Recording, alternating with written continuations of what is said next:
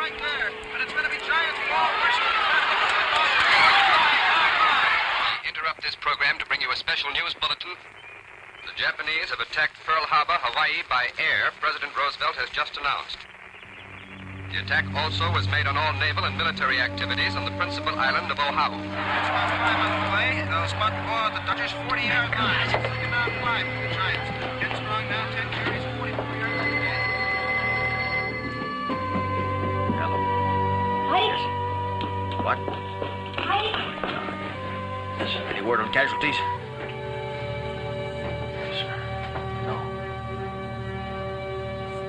Yes, sir. Right away, sir. Bye, sir.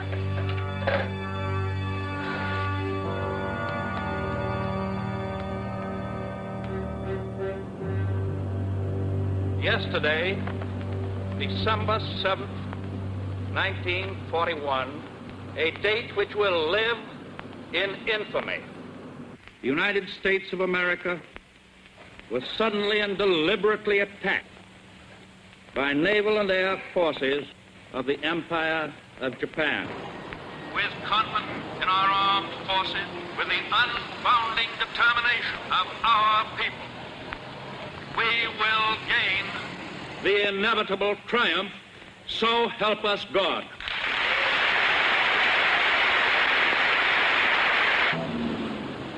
Everything's in an uproar around here. Nobody knows what's going to happen next. When they say the Japanese submarine shelled Los Angeles last night. I don't believe it. Well, they do in California. There's absolute panic. Well, what do you mean by panic? They canceled the Rose Bowl game. Well, that's panic. Everybody in Washington's paranoid, too. You were the first friend I called for help. Well, Beadle, if you were really my friend, you wouldn't have called me here at all. I spent most of World War I right here in an office in this building, and I would like to spend the rest of this war up front. Not a chance, Ike. If the old man likes you, you're stuck behind a great big desk for the duration. Well, suppose I get him to hate me. Then he'll stick you behind a smaller desk. What do you have to do to get a combat command in this army? Who do I have to butter up? I don't know, but not him. Eisenhower, your enthusiasm for combat is highly commendable. But tell me this. Have you ever commanded a division in actual combat? No, sir. A battalion? No, sir. A company? No, sir. A platoon? No, sir. In your entire career in World War I, did you ever hear a shot fired in anger? How could I, sir, when I never left this building? Well, Eisenhower, your qualifications are impeccable for remaining in it. Sir, I've been recommended for division command. I make the command decisions around here. According to General MacArthur, you have one of the best minds in the Army for logistics and organization. I want you in the War Plans Division, where you'll be useful to me. Not up in the front line, stopping a bullet. Good afternoon. Sir, does that mean I'll be stuck behind a desk for the rest of this war, too? If I say so, General. Good afternoon. Oh, one other thing, Eisenhower. Even though you may have been recommended for division command, you're going to stay right here at your present rank. And that's that. Don't expect promotion. General Marshall, I don't give a damn about promotion. I came from the field of this office to do my duty for my country. And I expect to do so as long as you want me. And to hell with rank.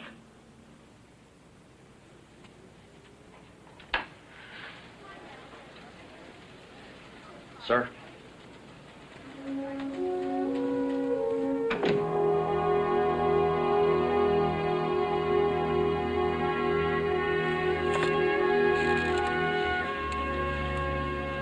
On, Charlie. Old man wants to see us right away, Ike. Another meeting. Oh, not again. It's after midnight. It's too late to think. Not if you got 4 stars. Let's see some more of that Japanese film intelligence came up with. I didn't spend 4 years at West Point to sit in an office and watch the old man's newsreels. Now, Ike, for crying out loud, try not to give him any arguments this time. You know, he's getting a little annoyed with you. Remember, you're in the Army. I know it. You keep your mouth shut, your brain in a sling, and your powder dry. Ours not to reason why.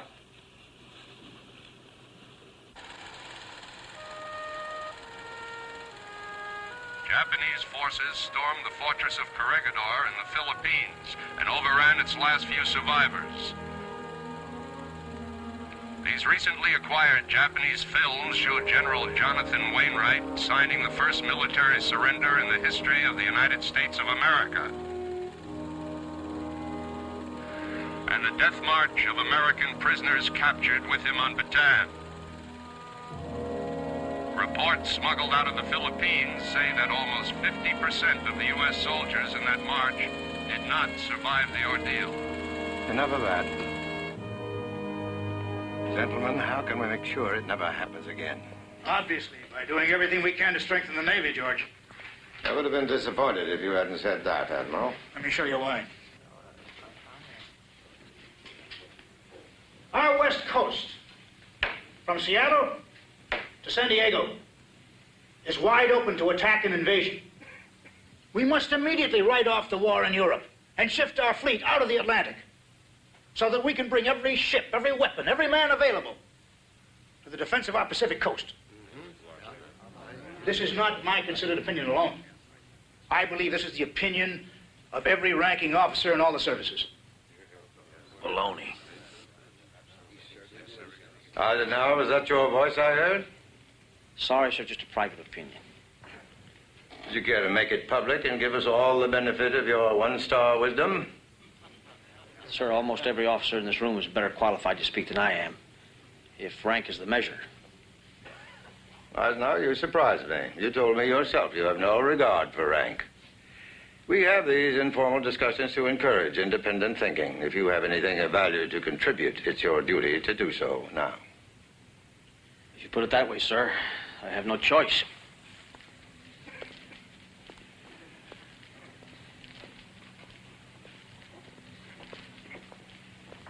My sword, General. I'll only use it for self-defense, sir. Hey, I smoke, General. I always think better when I smoke. If you thought properly, Eisenhower, you wouldn't smoke at all. But go ahead. If Russia is knocked out of the war, gentlemen, we all better start learning German.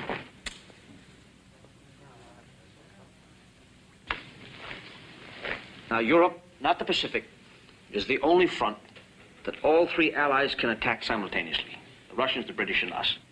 Now, the British Isles must be turned into the greatest military base of all time so that from it we can throw the largest amphibious force in history across the English Channel to invade the coast of France. A lot of our experienced officers say a frontal attack on the massive fortifications across the English Channel would be military suicide. I'm not advocating an attack tomorrow, sir. But one day soon, America will be mass-producing combat planes by the thousands. The Luftwaffe will be driven from the skies. Our paratroopers will be able to outflank those massive Nazi fortifications so that we can land 1 million men in Hitler's front yard. The planes you're talking about don't exist. Your whole idea is visionary. Yes, sir, that's his strongest point, I feel. Now, Eisenhower, what if I said your whole plan is idiotic? General Marshall, war is idiotic.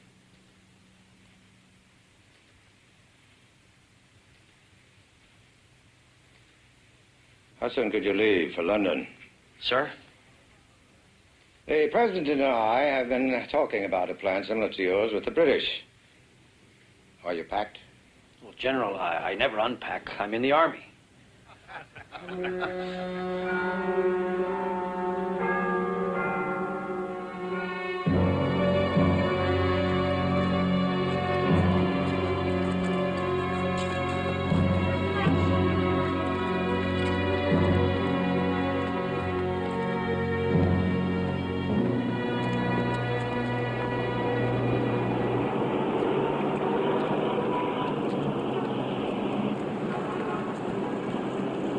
Oh, dear. Oh, I'm so sorry. Oh, are you all right? Got a proper war women's layout uniform. Oh, with any luck, I should be out of this one shortly.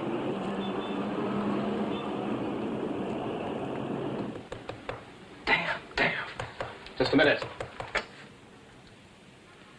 I'm coming.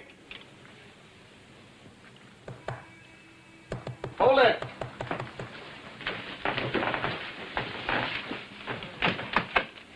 Kay. Dick! I'm AWOL.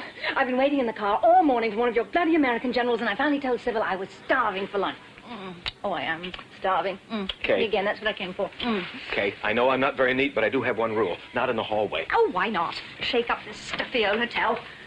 Connaught is the finest hotel in London. They still have toilet paper. Oh, darling, you're wounded. Yeah, Oh. but they don't give Purple Hearts for shaving. Still, that's as close to combat as I've come since I got here. Not true. That was a lovely little battle we had last night. Kay. Kay, I want you. I'm going to marry you. But I have a staff meeting at 1 o'clock. There you are, you little beggar. Lost track of you during the night. Kay, did you hear what I said? My dear Major Arnold. 2 of my uncles and one of my dearest nieces have been killed in this bloody war already, and they weren't even in uniform. I'm not going to be cheated. All I want is to hold you in my arms a little while, and who knows if either of us will be alive tomorrow. Now we have exactly 30 minutes. Stop. One of us should say I love you. I believe it's your turn. I love you, Kay. Oh, I love you, Dick. Please, I love you so. Oh, God. That'll be Sybil. I gave her your room number. What? Hello? Oh, Sybil, you couldn't be more inconvenient. Well, not quite yet. Oh, damn. Yes, I'll be right there. What's his rank, love? A 2-star? Do you realize I dragged myself out of bed at 5 a.m. and have been waiting the whole bloody morning for him to show up? How dare he have only 2 stars? What's his name? Oh, God, can you spell it? Eisenhower. You sure he's on our side? Yes, I'll be right there. If he was a spy, he would have thought of a much better name. Oh, can you imagine? A 2-star. Sybil's getting half Arnold. He's got 3 going on 4. I always get part of the chicken, goes over the fence last. To be continued.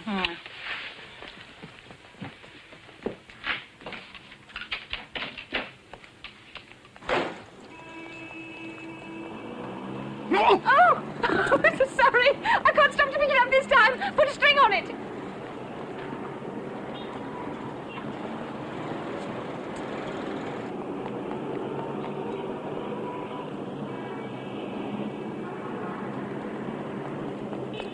General Eisenhower?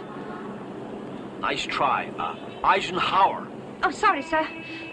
I'm absolutely dreadful at foreign languages, especially German. I'm your driver, Kay Summersby. Well, you're awful at saluting too, Miss Summersby. I'm a civilian, sir. And a woman. Oh. I'm General Mark Clark. I hope you can pronounce Clark. Oh, yes. A fine British name. Clark. Let's go, Willie. Thank you. Yes, sir. Miss Summersby, would you mind not saluting, if that's what that is? Bloody Yank.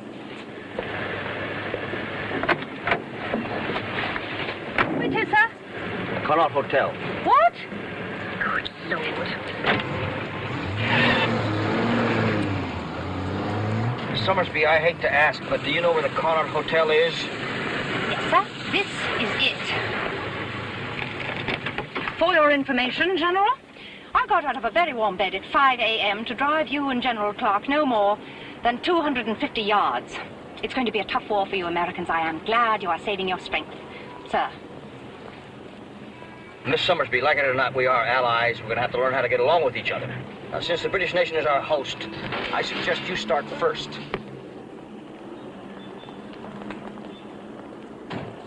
If you're going to drive for us, get rid of that red nail polish. It's unmilitary. So he's wasting petrol, General. Begging your pardon, miss. But who are those 2 officers?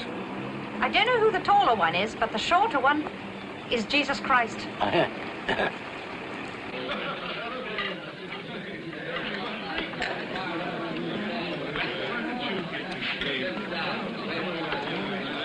Gentlemen. Gentlemen.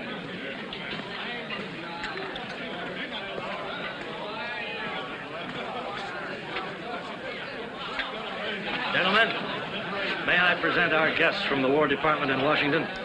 General Dwight Eisenhower, General Mark Clark.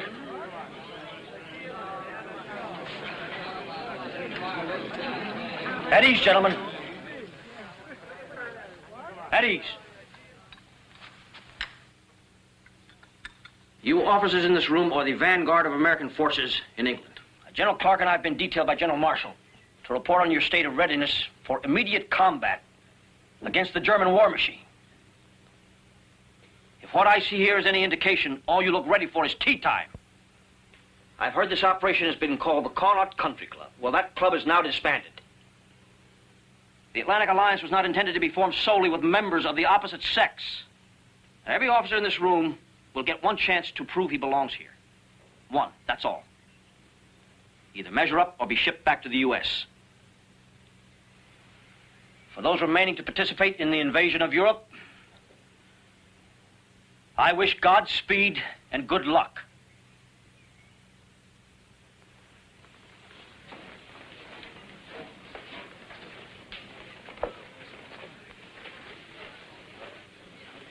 Well, what do you think? You know, for the first time, I have a strange feeling there's a war on.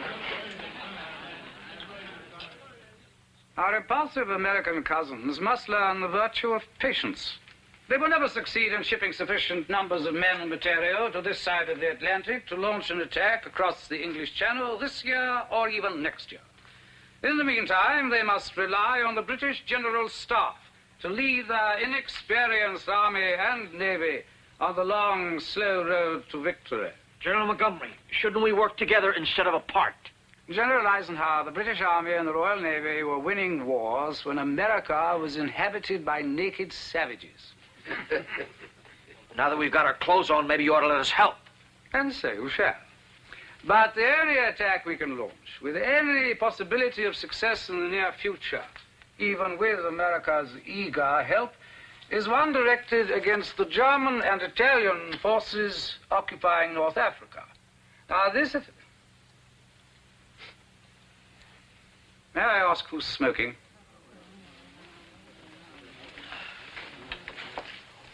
I am General Montgomery. I don't permit smoking in my headquarters. You would please extinguish it at once. Is that an unreasonable request?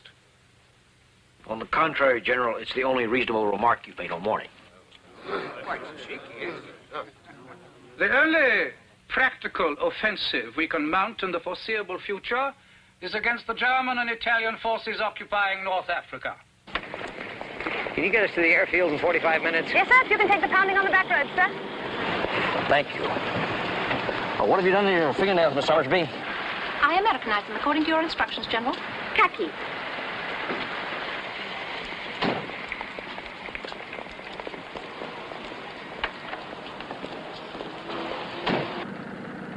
North Africa's ridiculous. Across the Channel and straight into France. That's where we should hit them. And this year. From what I've seen, Ike, we won't have enough fighting men over here by then. What about fighting women? Wipe this conversation from your mind, Miss Summersby. It's privileged and confidential. British women do many of the jobs you Americans reserve for the GIs. We've lost a lot of men already, Miss Summersby. Britain uses women because she has no choice. My dear General Eisenhower, I watched 1,000 bombs fall on London one awful night before Christmas, and the Nazis weren't particular who they fell on. I saw bodies blown apart that could only have been women's bodies, picked up and placed in those canvas bags and tossed into my ambulance. If my body's on the line, General, don't tell me a woman can't fight back. No one's throwing mine into a canvas bag, thank you. I have other plans for it. You drove an ambulance, Miss Summersby. I and a few hundred other weak women during the Blitz. You've heard of the Blitz. Somewhere in that lovely English sky was the Luftwaffe, day and night. My area was Lambeth, down by the docks and tenements. The bombs would be falling like grapes, and the ack-ack lit up the sky so that my little ambulance didn't need lights to see the dead and the dying. The men in my crew would bring the bodies out, usually burnt, black, twisted. The smell was so bad we had to wear gauze masks, but they didn't help much. And then it was over, because some British lads in their foolish little planes gave up their lives for the rest of us. And where were the brave men of the United States Army then, waiting for us girls to get out of our blood-stained ambulances so they could tell us not to wear red nail varnish? What do you think made our nails red to begin with?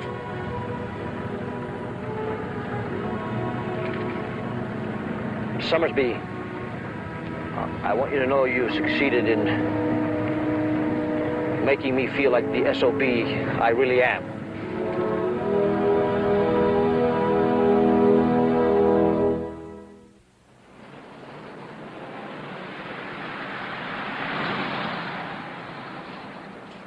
Now you've come up with a highly unusual plan for pulling all our forces together in time for a strike across the Channel this year. But the idea of a single commander over all our unified forces in England is not standard operating procedure. You know how the Army feels about anything relatively new. We're still feeding 2,000 mules. Most of them wearing gold braid. And present company accepted? Of course, sir. Eventually, I believe there should be one commander over all Allied forces. In the meantime, the United States should take the first step by eliminating all separate commands of our Army, Navy, and Air Service, and put them all under the command of just one man. I thought Franklin Roosevelt was Commander-in-Chief of our armed forces. Well, if you'll excuse me, General, what's his training for the job? Why don't you ask him? Who do you suggest as that one man to prepare our forces in England for the invasion? If you're not available, I believe there's only one other truly qualified officer in our entire armed forces, General McNarney. You are absolutely sure McNarney is the best man? Not only the best, but outside of yourself, he's the only one qualified. Eisenhower, I wish I were as certain of what I was going to have for dinner as you are about the future of mankind. Now, don't tell him how to steer his wheelchair. Joe McNarney? Never. We need him in Washington as Deputy Chief of Staff. Mr. President, I honestly believe he's the best qualified for the job. Didn't General Marshall tell you that I concur with his choice? No, sir. Well, then, I am delighted to allow my distinguished house guest to reveal this military secret. He enjoys a good surprise as much as I do. The last time we British surprised the White House, we burned it down. I trust you will not make us want to repeat that gesture. For, by the action your president has taken with my hearty approval, we may well be placing the future of our island in your capable hands. My hands. Major General Dwight David Eisenhower is hereby appointed Commanding General of the European Theater and will command all U.S. forces now in or hereafter assigned to the European Theater of Operations.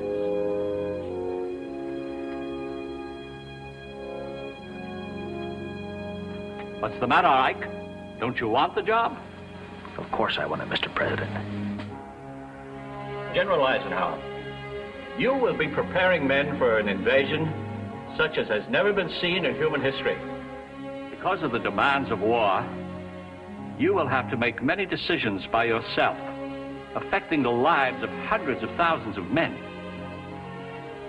Until this moment, I always thought mine was the loneliest job in the world.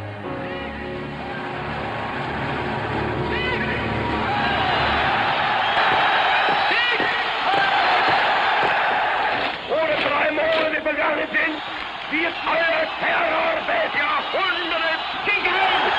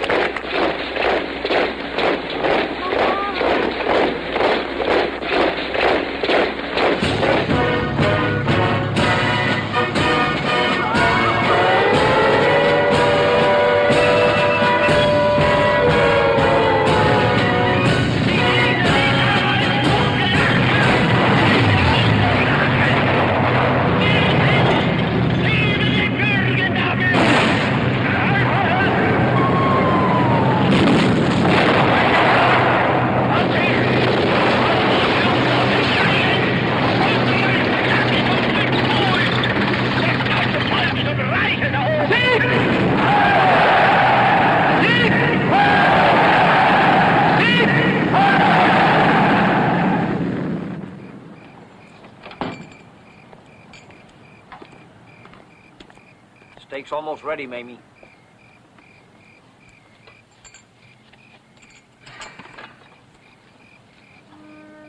Is it all right to propose a toast to the new commander of the European Theater of Operations? Only 6 months ago, you were just a colonel in the regular army. I'm so very proud of you, Ike. This almost makes up for not getting to play in the Army-Navy game, doesn't it? Almost, yeah. I don't know whether I deserve congratulations or condolences. Why? You frightened? Damn right. I'm scared to death, maybe. I don't know if I'm ready for it. Ike, when do you have to leave? Right away. I think they want me to go before I change my mind. You'll go. You'll go and I'll stay. You know, come to think of it, I guess I'm the best soldier in this family.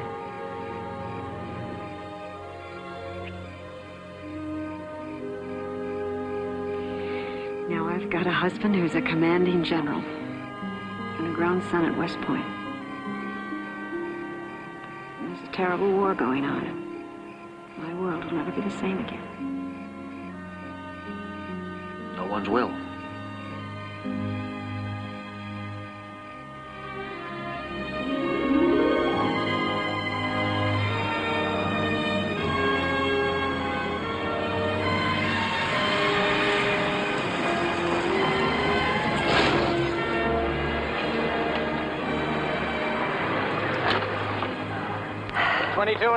From Bushy Park. That's excellent. Thank you, General Spatz.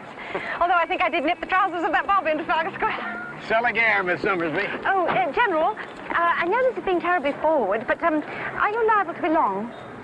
Well, it's my first conference with General Eisenhower. My guess would be yes. Why? Sir, my fiancé is major on staff here, and I understand he has some time free.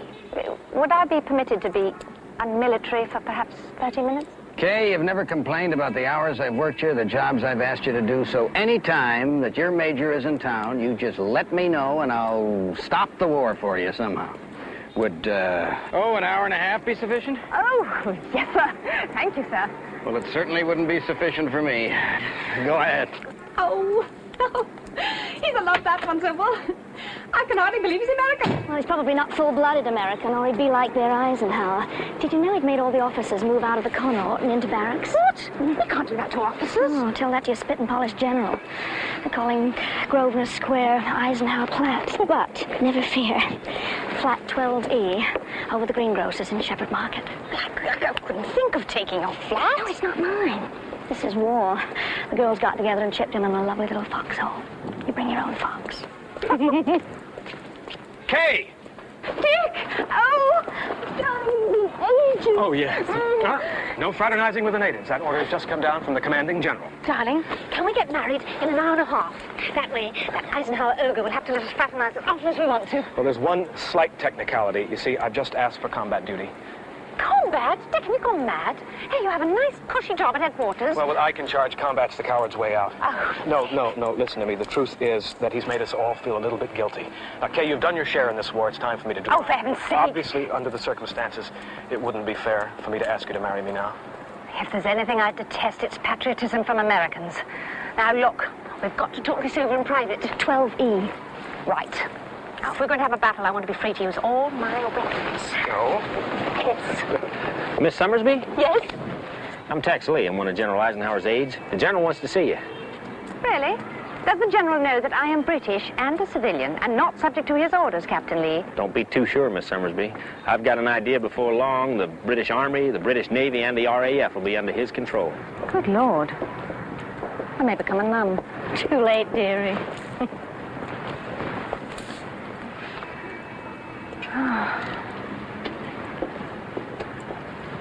To put it briefly, my American driver's got me lost 3 times in this city. Now, whatever your faults, Miss Summersby, and you have many, you've never got me lost. So I made a trade with General Spots for your services. General Eisenhower, I do not relish being treated like a side of beef. There are certain of my services. Even General Spatz is not authorized to negotiate for me. And if I were Miss Summersby, I assure you I would have negotiated them for myself. Thank you, General. At least you are a gentleman. Might I inquire exactly what it is for which the General has agreed to trade me? I'd like to have some idea of my worth. Yes. Tell him to hold on a minute. I couldn't bribe the general with anything short of Buckingham Palace, so we decided to toss a coin.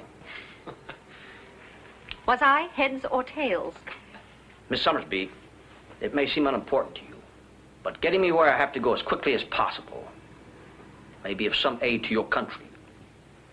I would be happy to point you in the direction of the Connaught, sir, if you were certain it will benefit the British Empire. Come along, Gay. What did you ever do to her? Miss Summersby, I've been looking all over London for you. I brought this back from the U.S.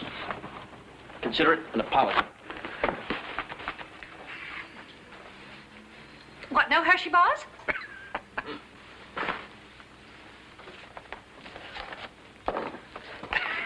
Oh.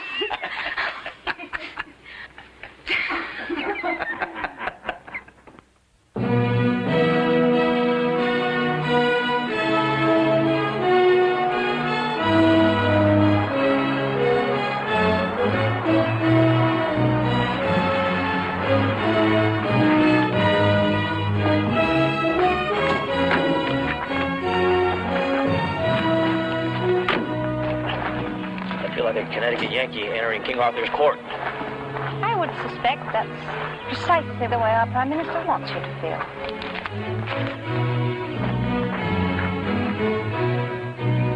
Prime Minister, what sort of fellow is this Eisenhower chap? You'll find the Americans have sent us a clerk. With your approval? My insistence. It will be simpler to maneuver him out of our way. Rule Britannia. My dear Ike, you have houses like this in Abilene, Kansas, General? Well, I was told there was one, Mr. Prime Minister, but my mother would never let me visit it. Well, come in, gentlemen, come in. Here's the conference room. Help yourself to a drink if you want it.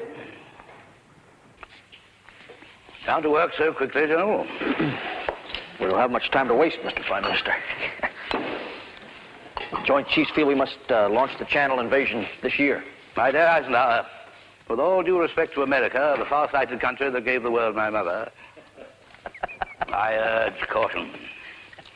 After the frightening news from North Africa that Rommel and his Nazi Africa Corps have destroyed the British forces at Tobruk and are once more hammering towards Cairo and the Suez Canal, it seems obvious that the invasion of Europe will have to be put off for at least a year. I thought this meeting was called to set the date. Precisely. The date I propose is next year, June 1943, or possibly 1944. Well, what about the year 2000? That has a nice ring to it. I quite agree. I'm willing to wait if you are. Mr. Churchill, you made a promise to Mr. Roosevelt, you made a promise to Joseph Stalin that we would set up a second front in Europe. Are you saying England will never do it? If it means as large a sacrifice of British lives as there was in 1914... You promised the Russians... General Eisenhower! I hear you are an expert bridge player. You must know that Uncle Joe Stalin has more aces in his hand than he wants his partners to see. I assure you Russia will survive. But Rommel and the Africa Corps are heading for the oil fields of Arabia. If Rommel gets that oil, our aircraft, our tanks, our factories will clang to a halt. We must act now. If we land amphibious troops here, on the North African coast. Just a minute, sir, just a minute. Lord Mountbatten, you're planning to land in Algeria and Morocco, and they belong to the French. They hate you worse than they hate the Nazis. Yes, when the French surrendered to the Germans, we did try to sink the French fleet. The Americans would have done the same. Maybe. But, by God, we would have pulled it off. You didn't.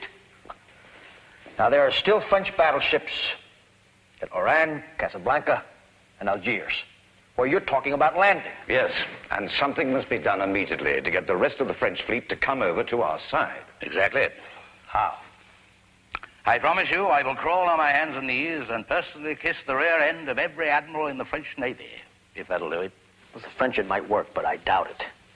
I'd say our chances of surviving the French artillery, landing in North Africa, and making it stick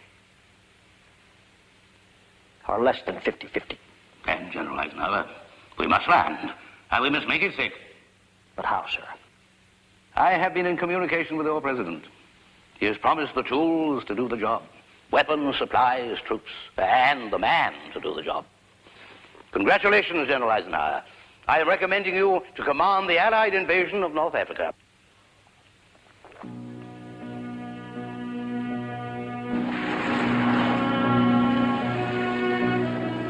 Mousetrapped. Sorry? Phased out of England by good old Winnie, so he can run the show. And postpone the Channel invasion maybe forever.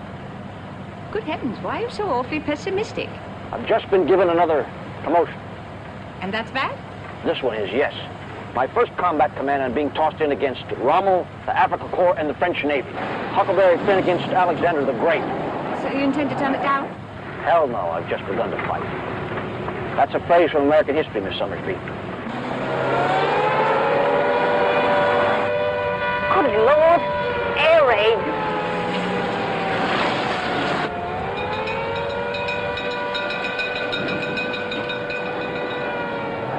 Close your shelters round the corner. Forget the shelter, get me back to headquarters. Oh, not bloody likely. It's much too dangerous. And don't expect me to hold the door open for you. It's every man for himself.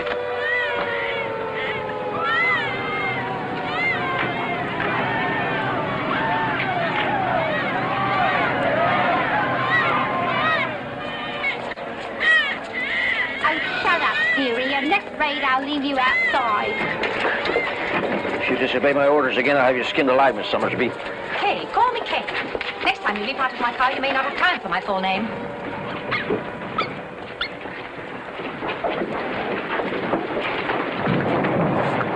Oh, dear.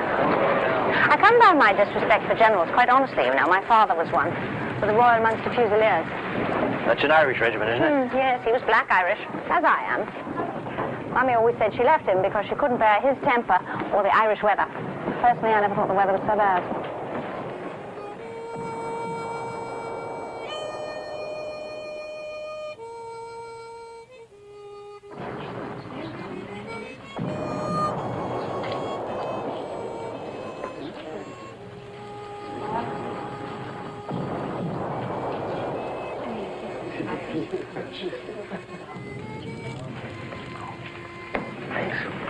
You owe me one. A ration, you know.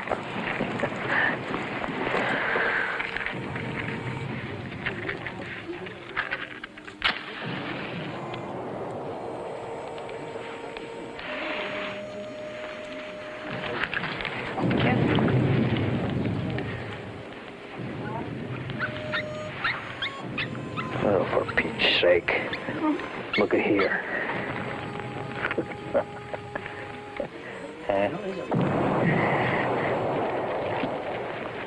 Oh, I do hope there's no direct hit. I'm very much in love, and I do so want to get married first, if it's not too much trouble for God. I'd almost forgotten people still got married. I'd almost forgotten people still fell in love. Well, who is it? One of yours? One of yours, in fact. He's actually volunteered for combat because you've made him think he ought to. And he's so unsuited for it. I don't think he could ever knowingly kill a human being. You think I could? Yes. Yes, I think you could. Definitely yes. My father actually enjoyed it, he told me. Of course, only if it helped the Empire. I don't think I'll enjoy it very much when the time comes. But then I'm not from a military background like you. My mother and father are both pacifists. My grandfather was a minister. My mother cried when I told her I was going to West Point. She never has understood. Neither do I.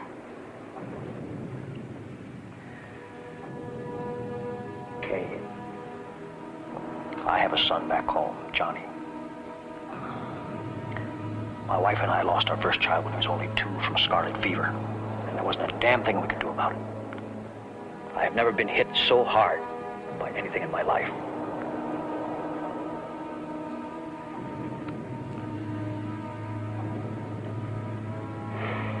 His name was Dwight also, and we called him Ike, although he could barely pronounce it when he died. Johnny's in his second year at West Point. I guess fathers are all the same. If you're a lawyer or a doctor, that's what you want for your son. And if you're a soldier, then that's what you want him to be. At least I did. But I can't help praying that the war will be over before he's in it. Now, if I should do anything to add one extra day to this war, or cost the life of someone like Johnny,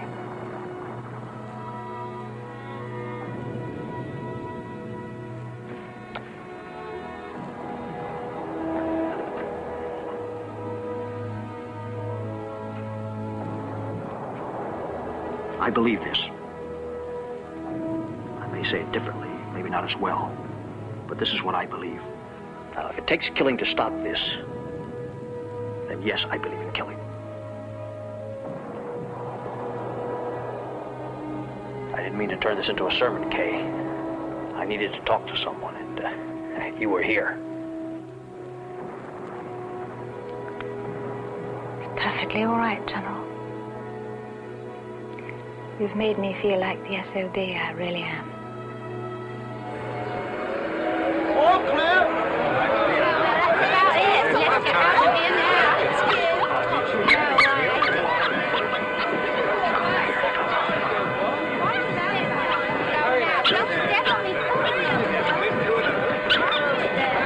Sorry, Governor, but I'm taking him back now. Lend-lease, you know.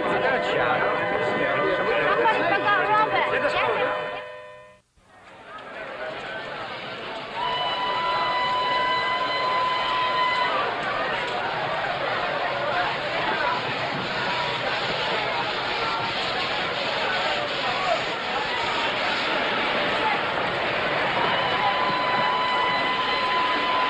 Kay? Kay! Oh, Joey! No! God, everything got so hectic I thought I'd miss it. Oh, Jackie, I had the general's car. They wouldn't dare stop him. I broke every traffic law. Oh, let me look at you. Gas mask. Yeah. Tried it on once, nearly suffocated. Darling, where are they sending you? Scotland. Scotland? Oh, my God. Do you know something I don't? Darling, I know everything you don't. I'm with the commander of this whole terrible mess, remember? What's in Scotland, Kay? I can't tell, not even you. Oh, this damned war. Not to worry. Whatever happens, I've decided to surrender. Don't do anything foolishly brave. Do you promise? I want you back in one large, delicious piece. Kay, if I should happen to get through wherever we're going, let's get married. Even if it's in a foxhole in Siberia. Do me one favor, darling. What? Always hide behind something.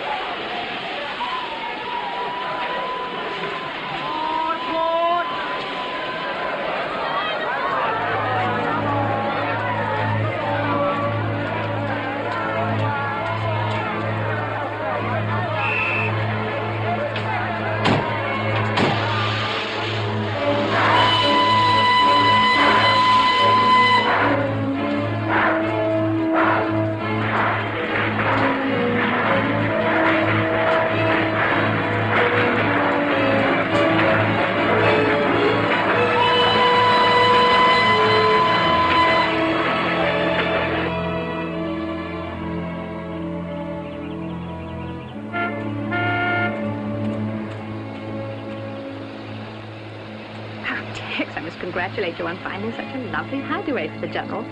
And so close to London. Well, he's got to have one place where he can relax. You know, ride horses, play a little golf.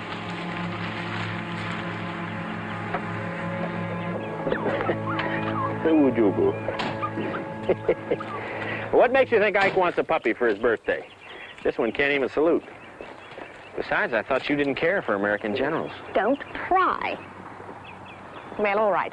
I need a favor from the general, a big one. Ah, that's better. The war is confusing enough. What do you mean? I like my women to stay in character. Conniving. Very funny. Did your cloak and dagger mission to North Africa accomplish anything? Well, I found that some of the French generals there are pro-Vichy, some were pro-de Gaulle, some were anti-de Gaulle, and a few were even pro-Nazi. But one thing's for sure, every last one of them is anti-British. The French, they are a funny race, parlez-vous. You know, no wonder the British were so happy to let us run the show in North Africa.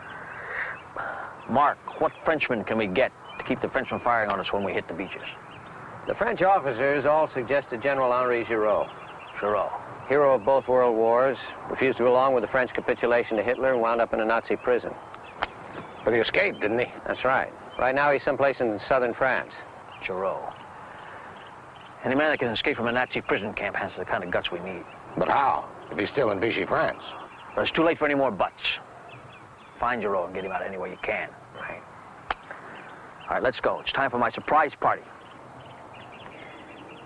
How the hell did you know we were giving you a surprise party? I've broken your code. Hey, that's good, Mickey. Just put that on the middle of the table. All right? Sybil! How are you? Right here. All right, just drop the booze on the table, okay? All right, we got everything now. We don't have much time here. Surprise. Well, there goes another military secret. All right, 1, 2, 3, 4. Happy birthday to you. Happy birthday to you.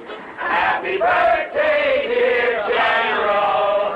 Happy birthday to you. General, you ruined the party. I'm sorry, Miss Ryan, but I understand you're having your own later over the greengrocers. Oh, my God, everybody's a spy. I want to thank you all for remembering a birthday that I would rather forget. General, this is for the cake. You might need it. 3 candles. A little late, but in honor of your 3rd star. That means I'm still outranked by General Montgomery. Well, just make a wish, sir, and blow him out.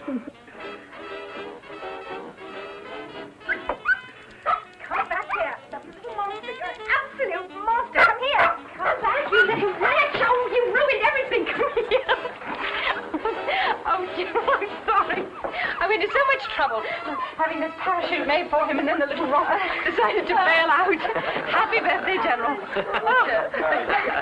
He's not Lend-Lease. He's yours to keep. Thank you, Kay. How did you know I wanted one? Oh, well, everybody needs a dog to kick round, sir. I thought he might take the pressure off the rest of us.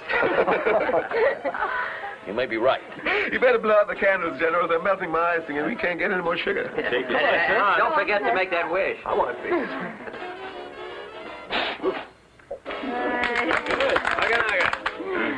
May I ask what you wish, General? That all the dying that's about to happen will be worth it.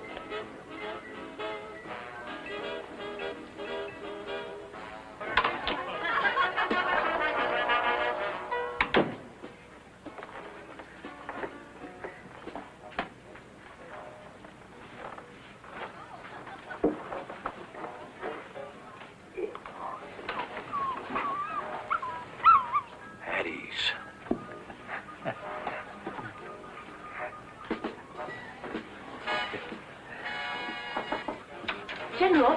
Oh, sorry. Am I interrupting some terribly hush-hush correspondence? Top secret and classified. I was about to write a letter to Mamie. Oh. What is it you want? I want to go to North Africa. Oh, dear, that didn't come out the way I meant at all. I intended to plead. You could never plead, Kay. Argue, order, shout, but never plead. That young man of mine, the one I told you about, Major Richard Arnold, he was shipped to Scotland last night, and being here, I can't help but know that that means he'll be in your invasion of North Africa. Kay, you've been cleared for sensitive information. But as you know, these things mustn't be mentioned. Well, I didn't think there was any harm in telling you. Sometimes I wish your Prime Minister felt the same way. About your Major Arnold, what do you want me to do about him? Have him transferred out? Because I won't do that. No. He'd hate it if he thought I'd done something like that.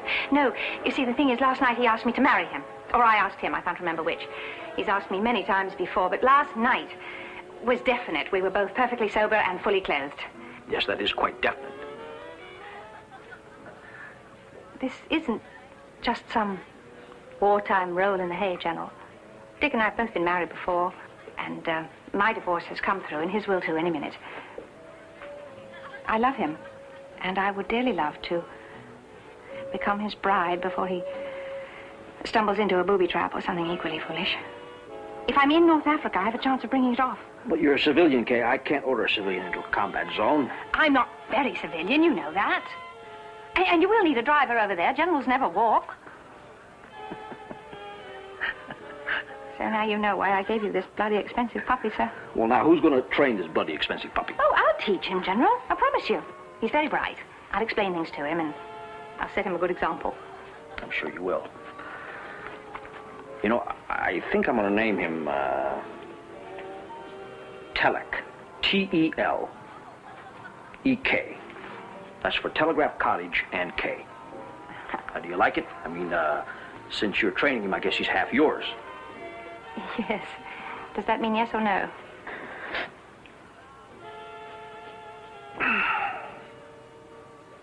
Kay, have you ever fired a pistol? Oh, yes, sir. My father insisted I learn to shoot and to ride. He was in the cavalry, and I think he felt everybody ought to be. This is a Beretta. It's small, has little recoil. At close range is quite effective. I want you to go out in the meadow tomorrow and fire it until you can knock the buttons off a German uniform at 20 yards. I wouldn't want anything to happen to you where you're going. Oh, General, thank you. Oh, sorry, sir. I know that was unmilitary, but I thought you'd prefer it to my salute. Well, you're absolutely right.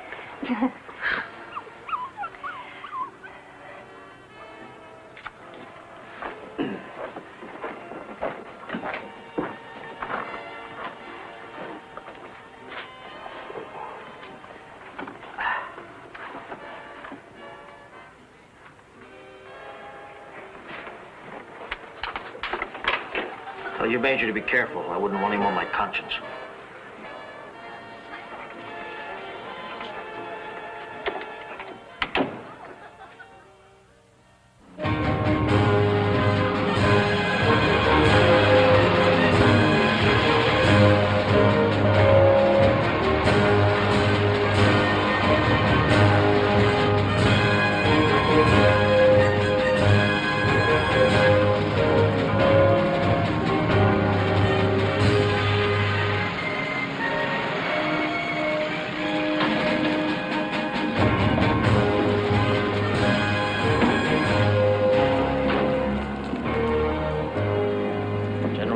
Welcome to freedom.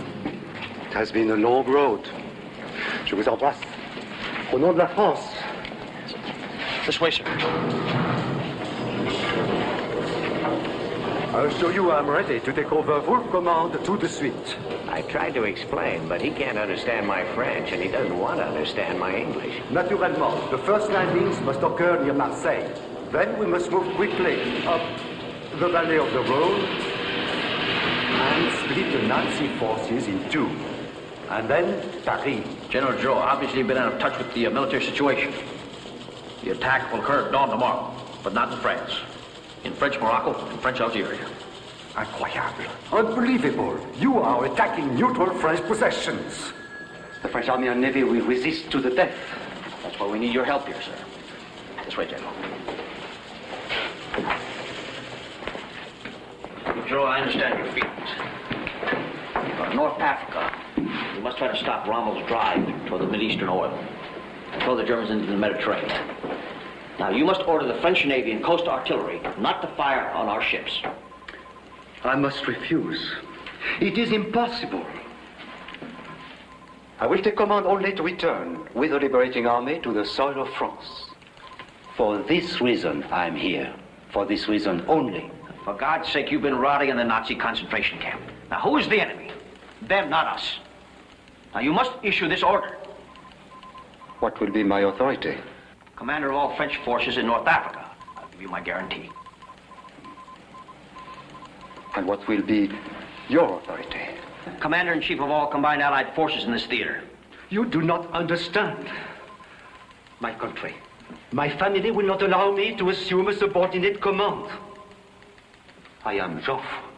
I am Foch. I am Giraud. I am France. Well, by God, I'm Ike Eisenhower, the toughest general. Damn Kansas farmer you ever tried to throw a horseman over on. Ike. You don't have one soldier to command in this invasion except for the poor misguided idiots who are planning to shoot the wrong way. You have a whole French Navy planning to shoot the arms and legs off American kids who think all Frenchmen are like Lafayette. You have a French government in Vichy helping to ship French Jews to Nazi concentration camps. And don't try to tell me you're God, General Giraud, because I know you're not. Charles de Gaulle has got it. He told me so himself. Now you're going to tell the French Army and French Navy we're trying to free your country, not hurt it, or by God, I'll break you to civilian second class. Never have I been so outraged.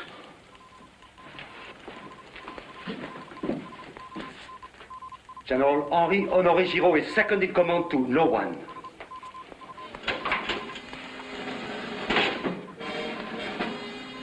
You've just seen a lesson in Kansas diplomacy. When am I going to learn to keep my mouth shut? Hello, everybody. This is Lowell Thomas in London. At dawn this morning, a joint British and American task force launched a series of landings in French North Africa. They hoped that the French would welcome them with open arms. But they were wrong.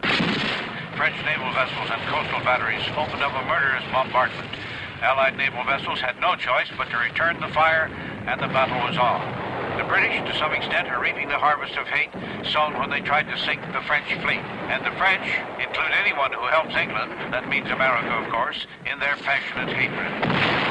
American troops, many of them shipped directly from basic training in the United States, clambered into landing craft under heavy fire, heading for the distant beaches. Their first time in battle. The first offensive action of American ground troops since Pearl Harbor.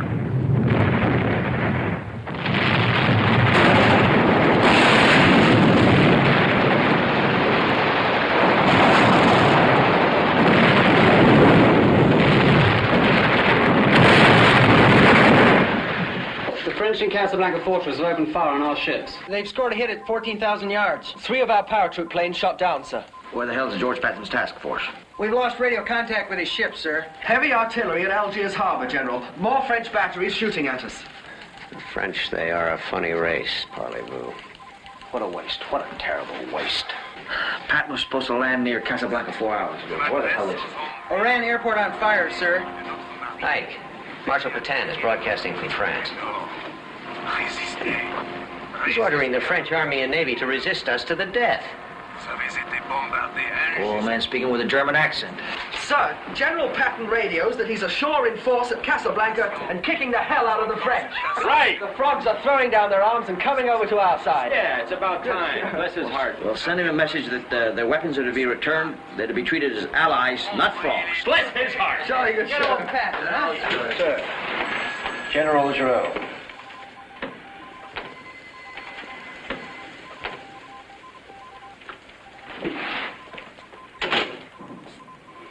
It has been a terrible night for France, for me, and for you.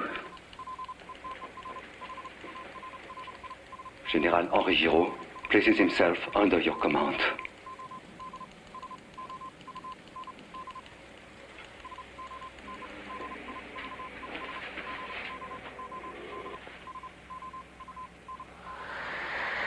Now that Allied troops are firmly established ashore, with the help at last of the Free French, Hitler has intensified the submarine warfare in the Mediterranean. Allied troop transports from England, with reinforcements for Eisenhower's forces, are being attacked by a wolf pack of Nazi submarines. Losses reported to be mounting daily.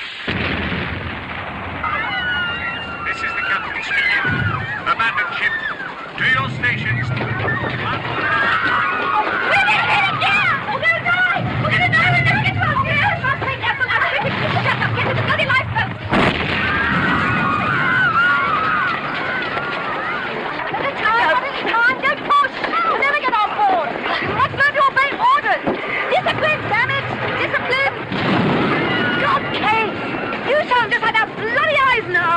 Thank God somebody does.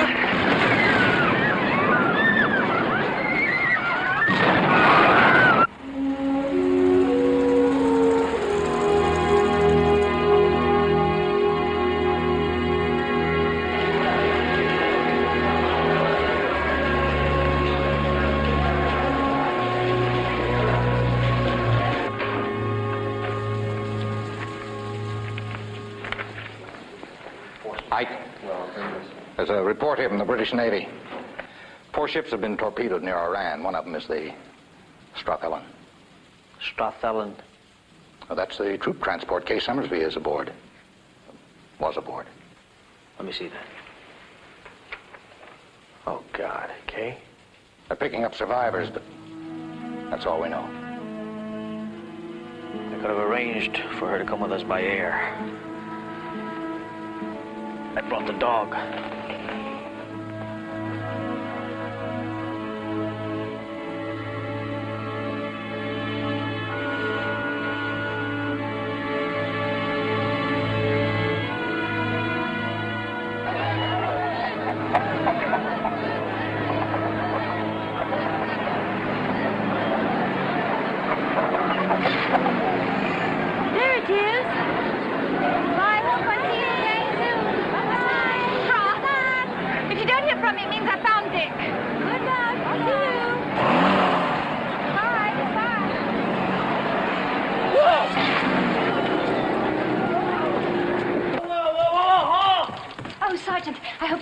Can you tell...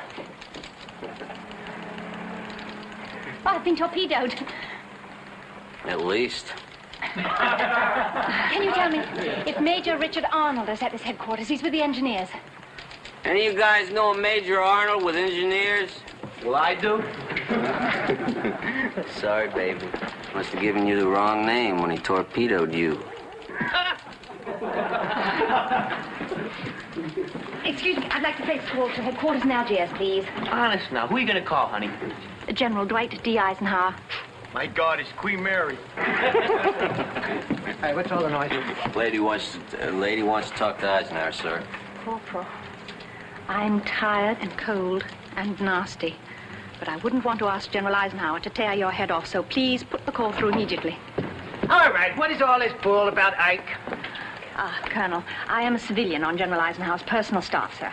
I'm here by his orders and assigned to his headquarters. He will want to know where I am. I'm certain he knows that Strathellan has been torpedoed and sunk, so please, I beg you to help me reach him by telephone. What kind of game are you playing? I'm not. He wouldn't import a civilian for his headquarters staff. Get Algiers. See if you can reach one of his aides. Yes, sir. Colonel, sir, do you suppose I could possibly have a cup of coffee, please? I haven't had anything to eat since yesterday, and I'm absolutely famished. Like to accommodate you, but this isn't a coffee shop. Colonel, sir, they want to know who's calling. Tell them. Tell them it's Kay Summersby, and I'm all right. Some dame named Summersby came in here claiming that she's been... What? Is she all right? Well, yeah, she's all right. She's just, look... Who? Put her on, please. Put her on. General Eisenhower would like to speak to you. Thank you. Hello, General. Get the lady a chair. Yes, I'm not hurt. Oh, a little wet, but all in one piece. We were hit about 1:30 this morning. Drifted about in lifeboats all night. A destroyer picked us up. British, of course. Oh, well, I muddled through. Yes, Oran. I'm here at headquarters looking for Dick. Major Arnold. And they tell me he's not here. Sorry? Oh, yes, sir. There's an officer here. All right. He wants to explain all that bull about Ike.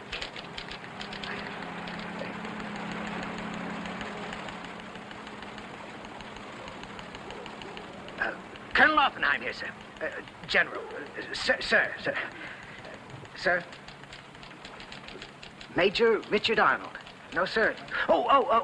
Just a moment, sir. There is a Lieutenant Colonel Arnold. Perhaps he's...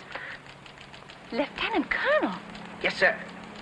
One of you sad sacks go in the next office, get Lieutenant Colonel Arnold, bring him in here immediately. Promoted? Oh, poor Army. Yes, sir. He's sending his own plane for you in the morning. Oh, isn't that lovely? Sir? Oh, yes, sir. We'll make her as comfortable as possible, sir. Yes, sir. What? She can have my quarters. Kay? Dick? Yes, sir. Oh, Dick, no. Oh, darling. How the hell did you get to North Africa? Oh, it's too long a story. I was torpedoed, and it was wet and awful, and the only thing that matters is that I'm here and that you're here. And look, I brought this night dress all the way from England for our wedding night. Now that your divorce is through, I don't want to wait another minute. We hauled the wounded into our boat and I tore up something for bandages, but I only tore it where you won't miss it. And darling, you know what you can do for me now? What? Get me a dreadful American hamburger, please. The Allied advance in North Africa has bogged down in the mud and rain of the worst winter in memory. And out of the storm and mist has come the echo of a name sending a chill through the bones of those who remembered the armored blitzkrieg that destroyed France. Rommel, Marshal Erwin Rommel, on the march again. Hitler's ablest general has ordered the huge Tiger tanks of his Africa Corps to make a surprise attack. Aided by German air power, his tough Nazi panzer units have suddenly slashed into the Tunisian mountains and given green, disorganized American troops one of their worst defeats in our military history at a place none of us ever heard of before, Kasserine Pass.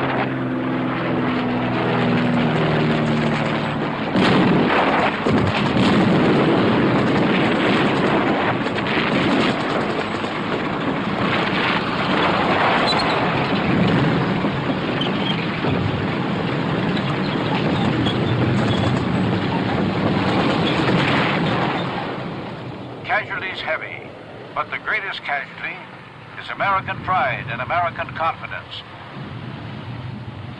The death toll among American troops is devastating. Even worse, word from the battlefield is that the Tunisian tribes are stripping the bodies of anything that can be sold at the bazaars. It's going to be a long, tough war.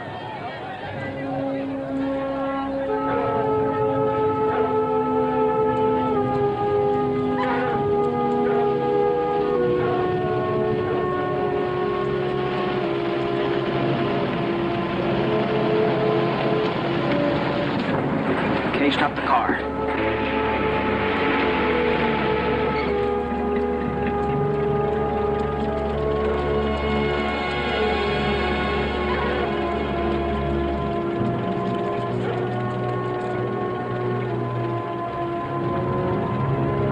Where the hell are our burial details? I hate to say it, Ike, but they're overworked in this sector. Let's go, Kate.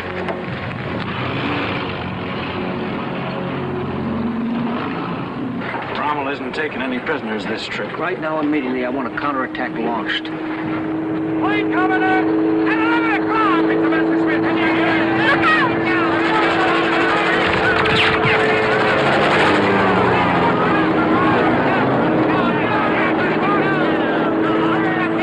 All right, he's coming back! Get out.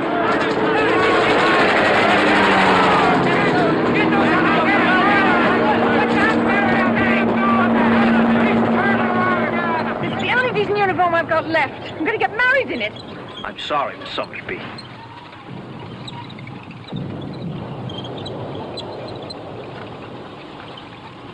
I forgot to say thank you, didn't I? You bet your stupid tail.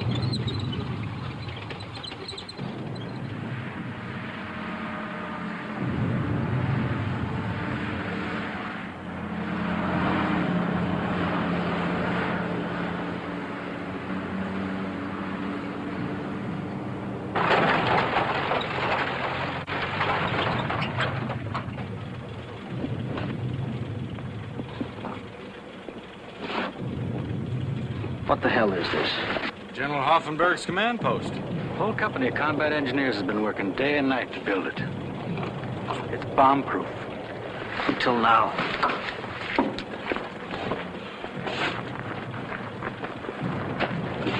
Here we go.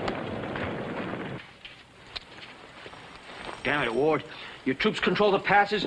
You had the artillery, and you let Rommel's panzer surprise you, and now there are 1,500 American boys lying dead in the Algerian mud, being picked over like hogs in a slaughterhouse. Ike, the French wouldn't take orders from me. The British wouldn't take orders Well, from why anybody. the hell should they when you're sitting here in your mink-lined foxhole getting the battle phone in 70 miles from the front? Now, Ward, within 24 hours, I want you to attack Rommel with everything we've got. It'll take a lot longer than that to perfect our defenses. You didn't hear me, Ward. Attack. I said attack. Now, I'm taking full responsibility. Now, where's the best place to hit and with what? All right. I'd say probably our best position. Right about here. Fondux-Sabela Road. We'll start with the 18th Armored, 16th Infantry. Have you personally seen the terrain at the Funduck Road? Have you ever looked at the 18th Armored tanks? All the reports right here. Erwin Rommel wrote a book once, Ward. I memorized almost every word of it because I knew I'd have to fight him someday. He said, nothing can take the place of the commander at the front. Let the men see you. The higher the rank, the greater the example of the commander on the men. In that case, Ike, maybe you should go. Okay, Ward, I will. And when I get back, you better damn well get out in there and see for yourself. And if you foul up again, I'm kicking your tail back to the U.S. and putting George Patton in command. Now get me a jeep and a driver and tell him to get me as close to the front as he can. And Ward, if Rommel attacks, I'll phone you. Don't let it ring more than once.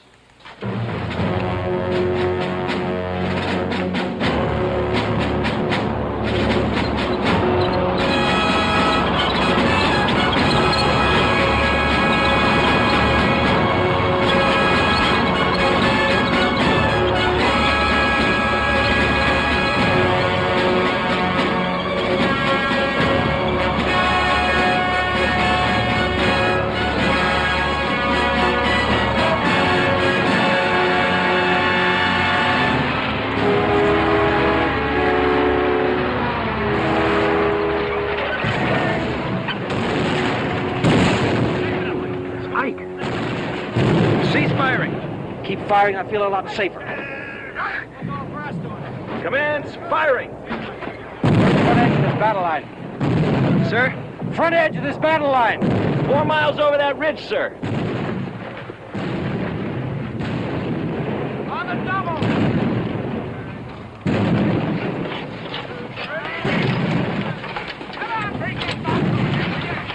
Soldier, don't stop. I just want to see how these machines are doing.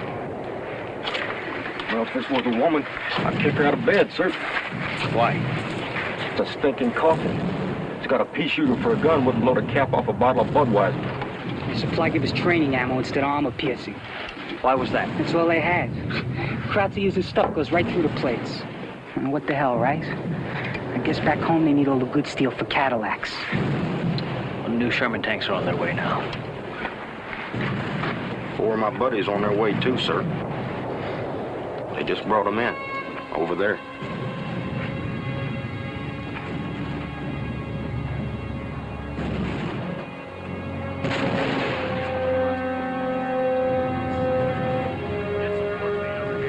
We need some sulfur, too.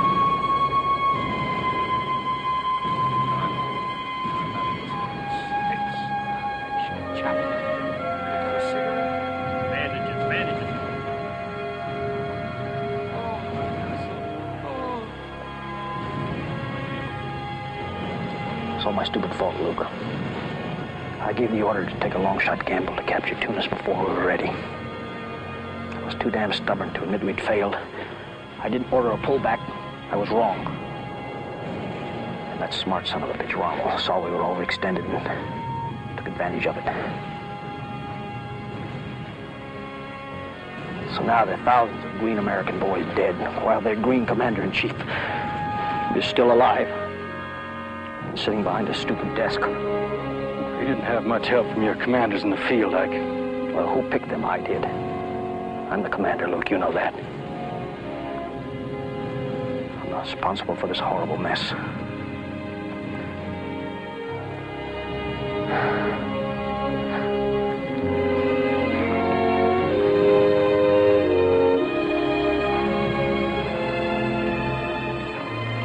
I've never seen men die in battle before.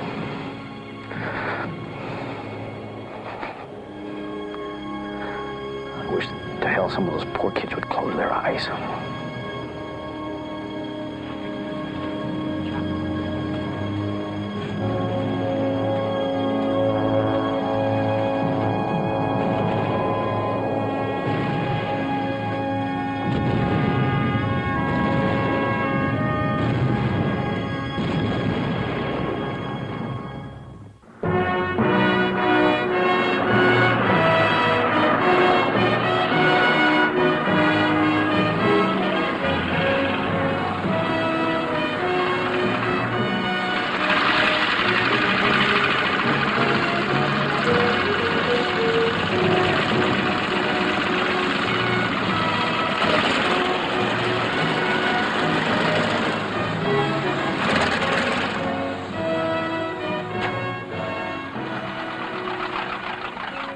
Hi, old chap.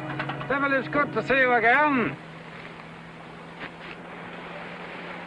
Monty, my congratulations to you and your men for breaking through the Meredith line. As you British say, good show. Yes, it was, wasn't it? You really got Rommel on the run. That's when he's most dangerous, as you have learned to your sorrow at Catherine. I could have predicted that. Too bad you didn't.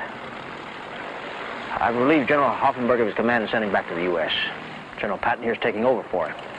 George is our leading tank expert, the best man we have for the job. Delighted.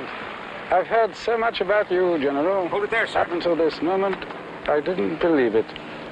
12-handled, aren't they? Ivory. And I use them. Let's cut the bull, General Montgomery. Our job is to kill Krauts, and I can't wait to get started. George, you can relax. The show's over. You're out of film. Show's over, fellas. Thank you, General. Hi, old chap. If I may suggest a course of action to capture Tunis, you Americans just hang on to your present positions and allow my 8th Army to continue to move forward. Our British desert rats are tough, experienced fighters. They'll do the work better if there's no one cluttering things up. The hell they will. Last week, my son-in-law was killed by the Germans. Neither you nor anybody else is going to stop me from killing them. Monty, I assure you, with General Patton in command, American forces will win their share of battles. You told me the same thing about your famous General Hoffenberg. I got rid of Hoffenberg, and I'll get rid of anybody else who can't do this job. That's fascinating, Ike. By the way, if your inexperienced American troops are defeated again, who, may I ask, gets rid of you? The tide first started to turn at El Alamein, where the battle began with the greatest nighttime barrage in all history. The concentrated fire of 1,000 mass cannon under the command of General Sir Bernard Montgomery. And the bombardment shattered Rommel's Africa Corps, sending the Germans reeling in retreat across the endless sands, right into the arms of the Allied forces under Generals Patton and Bradley. The trap was closed with the help of the Free French troops under Giraud and de Gaulle. And what resulted was best summed up by that fierce old bulldog, Winston Churchill, in an address to Parliament. General Alexander, with his brilliant comrade and Lieutenant General Montgomery, has gained a glorious and decisive victory in what I think should be called the Battle of Egypt. This is not the end. It is not even the beginning of the end, but it is perhaps the end of the beginning. The end of the beginning. 300,000 Axis prisoners, as many as the Russians captured at Stalingrad. Now a large part of the German and Italian armies that once held this part of the world captive, they themselves are being herded into prison compounds. And now we're holding a victory parade in the liberated capital of French Tunisia. A parade to honor the combined forces under General Eisenhower, the untried American commander who underwent his baptism of fire at Kasserine Pass and turned that disaster into the greatest triumph of Allied arms since World War I. This is Lowell Thomas with the Allied forces in Tunis at last.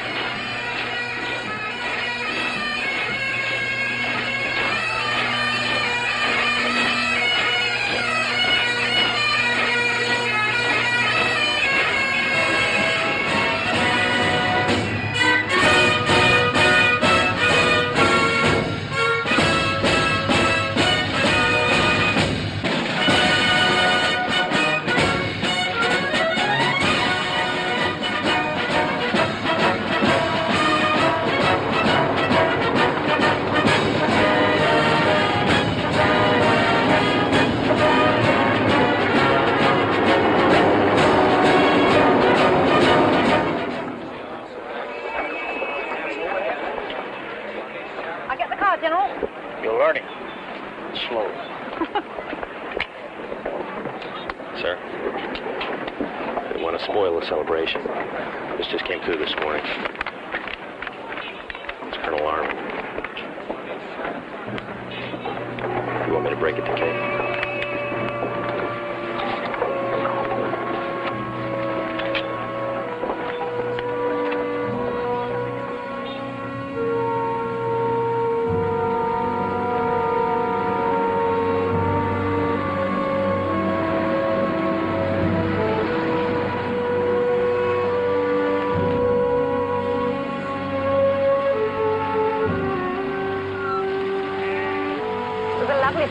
General. I adore those Arabian horses. It's like being in a circus. Without the candy floss, of course. Do you ride, Kay? Oh, good Lord. I told you my father was in the cavalry.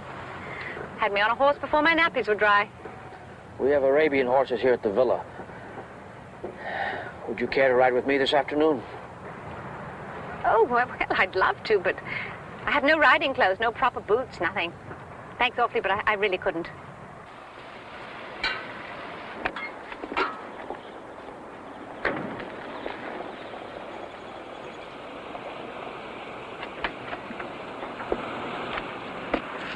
We'll find something for you to wear. But, General... That's an order.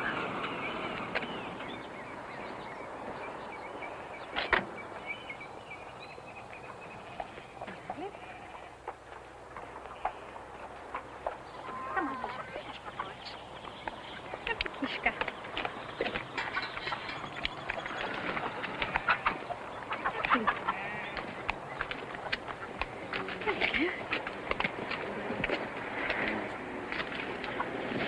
Kay. Yes? I'll give it to you straight. Dick.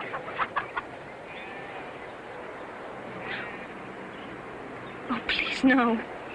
Yes. The fighting was over. He was walking through a minefield, well marked. He hit his own tripwire. Dick, Colonel Arnold was killed instantly. Sorry is such an inadequate word. I hope you understand how I feel. You killed him. Okay. You and all the other filthy gold-braid generals with your bugles and parades, pinning medals on each other. Dick, poor gentle Richard wouldn't hurt a soul. But he wanted to play with the big boys, so you taught him all you knew. And you thought he was listening, but he didn't understand. He never really could understand. He did understand his duty to his country. Oh, duty and honor, don't give me that bull. It's all for power and politics. And I won't play your bloody man's game anymore. I won't. I won't. For king and country, well, to hell with the king and to hell with the country. You killed him, all of you. You killed him. Kay, get a hold of yourself. Bastard!